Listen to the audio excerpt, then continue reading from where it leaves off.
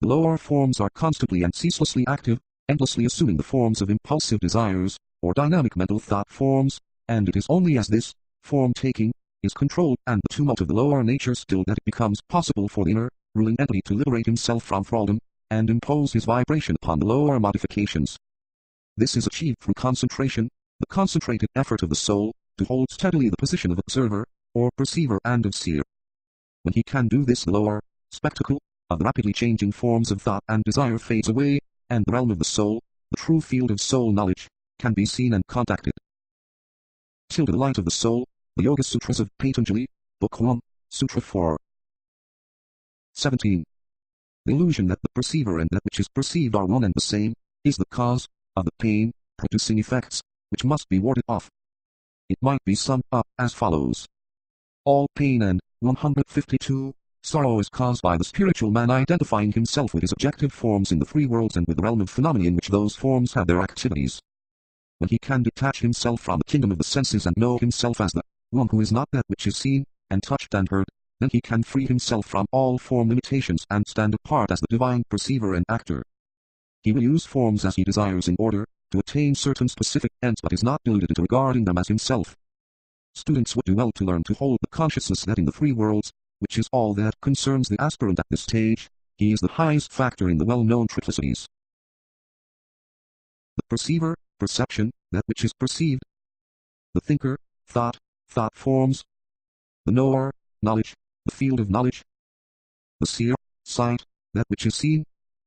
The observer, observation, that which is observed. The spectator, vision, the spectacle, and many others equally well known. The great objective of Raja Yoga is to free the thinker from the modifications of the thinking principles so that he no longer merges himself in the great world of thought illusions nor identifies himself with that which is purely phenomenal. He stands free and detached, and uses the world of the senses as the field of his intelligent activities, and no longer as the field of his experiments and experience-gaining endeavors. 153.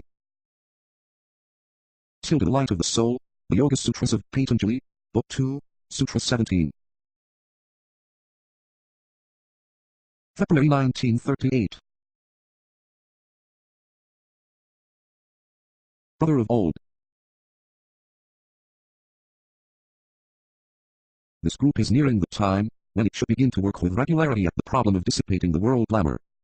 This it will do successfully just in so far as the individual members have freed themselves, or are freeing themselves, from their personal glamours. In these instructions, I have pointed out that you were one of those in the group who are in the measure free and the majority from the blinding effects of glamour. I would ask you to preserve this condition for the helping of the group, and as a group service. When it becomes possible to do this world work, done naturally behind the scenes, then there will have to be a stiffening in the attitude of the group members in relation to this problem in their own lives, for it will be the existence of personal glamours in the group members which, when they approach the problem of dealing with world glamour, will let it in unless there is this positive stiffening, if I may use such a term. It is dangerous work, my brother, and I am mentioning it to you in this place because your fifth-ray quality of mind can serve a useful group purpose. You are in a position to build a protecting wall, but not a separating barrier, around the group as a whole. It is to this activity I call you at this time. You can begin to prepare the way for the group activity. I am, therefore, giving you a meditation which has the service intent, and I would ask you to do it for the next 6 months. It will strengthen your fifth-ray quality, which is that of knowledge, and which, when present, can produce illumination. It is that quality which permits the man who has it to stand steady in the light, to rest in pure being, and to become the true observer. These qualities of steadiness with intent to reflect light, of centralization of the self, and of right observation are essential, 317, to this group. They must be developed as group qualities, if the work planned is to be safely undertaken. The producing of these group attitudes can be greatly assisted by you, and through their intensification in your own life you can foster their growth in others. In a letter written to you a year or so ago, you will find another reason why you have this special service to render along these lines. Will you reread that letter? One of the things which I have endeavored to do with this group of disciples is to give them a grasp of their personality problem by telling them the rays with which they predominantly work in order to help them subordinate the lower man to the spiritual man. You would profit by making a study of the fifth ray and by assimilating, as far as you can, the information and at this ray found in my books. It would be a profitable thing if students would gather together all the information they can and at their 2 major rays, with a view to practical work with themselves. This is for you a peculiarly valuable thing, for both your personality ray and your mind ray are on the 5th line of force. You have consequently, a real problem in connection with yourself and at the same time a real asset in connection with the group. You can aid them in gaining the needed group points for the work to be done. Discipleship in the New Age. 22. When the spiritual intelligence, which stands alone and free from objects, reflects itself in the mind stuff, then comes awareness of the self. The spiritual intelligence, which is the real, 416, man, the Son of God, eternal in the heavens, is known by many and varied names, according to the school of thought. The appended list of synonyms is of value to the student, for it gives him a broader vision, and an inclusive understanding, revealing to him the fact that the sons of God, revealed or unrevealed, are everywhere to be found. The spiritual intelligence, the inner ruler, the Word made flesh, the soul, the second aspect, the the self-conscious entity, the second person, the thinker, the Christ, God in incarnation, the observer, perceiver, the self, the son of mind, the form builder, the higher self, the divine Manasapitra, force, the Son of God, the Agnashvada, the dweller in the body. These and many other terms will be found scattered throughout the scriptures and literature of the world.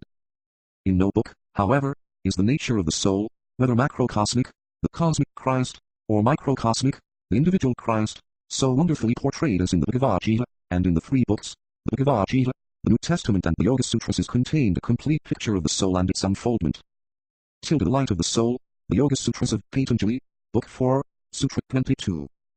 21.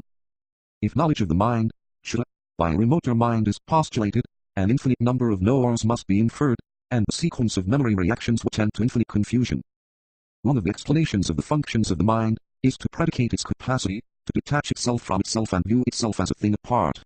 In this way, it becomes a confusion of detached parts, remote from each other and leading, as the idea is carried forward to a logical conclusion, to a chaotic condition. All this has risen from the refusal of orthodox thinkers along philosophical and 415 mental lines to admit the possibility of there being an entity, detached and apart from the mind who simply seeks to use it as a means to knowledge. The problem has arisen very largely from the fact that this thinker cannot be known until the mind is developed. He can be sensed and felt by the mystic and the devotee, but knowledge of him, in the usual significance of the term, is not available until the instrument of knowledge, the mind, has been developed. Here is where Eastern knowledge comes in and clarifies the work so marvelously done by the mental and Christian scientists. They have emphasized the fact of mind, individual and universal, and our debt to them is great. The nature of mind, its purpose, control, its problems and processes are subjects of common discussion today, whereas 100 years ago this was not the case. But with it all, much confusion remains as the result of our modern tendency to deify the mind and to regard it as the one important factor. Eastern science comes to our rescue and says to us that back of the mind is the thinker, back of perception, the perceiver is to be found, and behind the object of observation lies the one who observes. This perceiver, thinker and observer is the immortal imperishable ego, the soul in contemplation. The light of the soul, the Yoga Sutras of Patanjali, Book 4, Sutra 21. February 1938. My brother, the coming year will see you facing two basic decisions. What they will be is not for me to indicate. Through recognition of the decisive crises in life, the disciple gains the strength to stand alone and detached, and, through the ability to stand detached, comes the power which the divine observer can wield if he does not identify himself with circumstance. One of the things which will emerge during the coming century will be a better understanding of the law of cycles. There will then eventuate a comprehension of the life rhythm with its high moments, its dark and depressed hours. I speak not in terms of emotional reaction but of the alternates to the moments of altitude, and its difficult interludes when understanding is wrought out through the action of applied reason. It is particularly wise for sixth-grade people to master the law of cycles, and of rhythmic growth, for their predisposition to fanatical and violent activity can be offset by wise handling of the life rhythm. Discipleship in the New Age. In no profession is the attitude of the observer more required than in the teaching profession, and in no profession is the correct handling of one's personal forces of greater importance. This realization will produce automatically two techniques which later we can study in greater detail. The technique of controlling one's own forces so that there can be no undue or dangerous pressure, and the technique of employing pressure correctly so as to evoke response in the one being taught. This constitutes a definite science and we shall deal with it as we proceed with our study. Discipleship in the New Age. January 1936. I have very little to say to you this half year, my brother. The meditation work, and the exercises assigned to you in your last papers were intended to cover your work for the period of 1 year. I would ask you to study your last instructions with exceeding care. All I intend to do is to give you a new series of seed thoughts. Your coordination is better, but your alignment is still weak. One of the objectives, which you should have steadily in view, is the constant cultivation of the attitude of the observer, of the one who assumes and holds the position of the perceiver. This you are beginning to realize, for I note in you a closer attention to the daily duties of the disciple, and a more observant attitude towards yourself, and towards what you do and say and think. This reaches, likewise, to your life on the astral plane, and you are becoming aware of the dreams and experiences in the hours of sleep. Remember ever, however, that these also are a part of the great illusion. The goal is to develop the powers of observation which are those of the soul, and the cultivation of the power to register, through the medium of the brain, the thoughts of that divine perceiver. In order to achieve this attitude there is no need for you to subject yourself to constant criticism. Each day, however, subject yourself to a brief and exact analysis. I suggest for your personal use a form of evening review. Have the thought of the divine perceiver as you work over each day, and seek to see yourself in the light of that spiritual perception. It is not necessary, my brother, to do this at night, if the hour, fatigue or your duties should render it inconvenient. Do it once in the 24 hours and do it with care. Disciples everywhere have to work hard at the task of self-perfecting, for the world situation demands trained and skilled workers. No group can be used in world service that is not working in perfect accord, and this harmony must be attained as a group.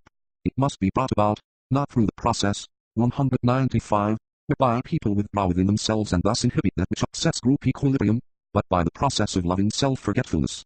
You have within yourself a good deal of steady staying power, and you have also a definite capacity to radiate. Use these powers as a contribution to your group life, and, by means of your loving radiation, strengthen the group structure, and stimulate the group love. This is something I ask you definitely to do. My brief instructions to you can be summed up as follows. Discipleship in the New Age. Such is the program for humanity, as it concerns the unfoldment of the human consciousness. The whole emphasis of the entire evolutionary process is, in the last analysis, placed upon the development of conscious, intelligent awareness in the life animating the various forms. Yet the soul has no age from the standpoint of time, as humanity understand it.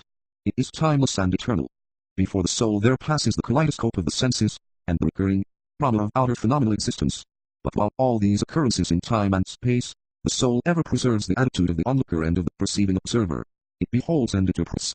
In the early stages, when the Lemurian consciousness characterizes the phenomenal man, that fragmentary aspect of the soul which indwells and informs the human form, and which gives to the man any real human consciousness which may be present, is inert, inchoate and unorganized. It is devoid of mind as we understand it, and is distinguished only by a complete identification with the physical form and its activities. This is the period of slow tamasic reactions to suffering, joy, pain, to the urge and satisfaction of desire, and to a heavy subconscious urge to betterment. Life after life passes, and slowly the capacity for conscious identification increases, with the growing desire for a larger range of satisfactions. The indwelling and animating soul becomes ever more deeply hidden, the prisoner of the form nature. The entire forces of the life are concentrated in the physical body, and the desires then expressed are physical desires. At the same time there is a growing tendency towards more subtle desires, such as the astral body evokes. Gradually, the identification of the soul with the form shifts from the physical to the astral form. There is nothing present at this time which could be called a personality. There is simply a living, active physical body, with its wants and desires, its needs and its appetites, accompanied by a very slow yet steadily increasing shift of the consciousness out of the physical into the astral vehicle. Esoteric psychology II. Besides these, it should be remembered that technically we should also add the radiatory influence, which comes direct to us from the planet, the Earth, upon which we live. Then, and only then, can you have a fairly complete analysis and picture of the energies to which the etheric body of man, conditioning the physical body which is permanently automatic and negative in its reactions, must and does ever respond. An understanding of that response, and the conscious intelligent control of individual reactions are supremely necessary to man, but only become possible at a fairly advanced stage of development and as he nears the path, technically understood. Man learns first of all to control his reactions to the planets, as they rule and direct his personality affairs from their different stations, in the 12 houses of his horoscope. There are two ways in which this is done. First, by having the horoscope duly cast and then taking 16 steps to determine what should be done to negate the planetary influences where it is deemed desirable to control the personality reactions. This has to be done by the applied power of thought. This necessitates complete confidence in the understanding and interpretation of the astrologer, and the recognition of the exact moment of birth. One wonders if these conditions of the exact moment, and the completely wise astrologer are ever to be found, as yet. Second, by consciously assuming the position of the spiritual observer, and by cultivating the power to respond to the soul. Then, from the angle of that soul, the man must learn to control circumstance, and the attendant reactions of the personality. The following attitudes, and positions taken by the esoteric astrologer should also be noted. Tilde esoteric astrology.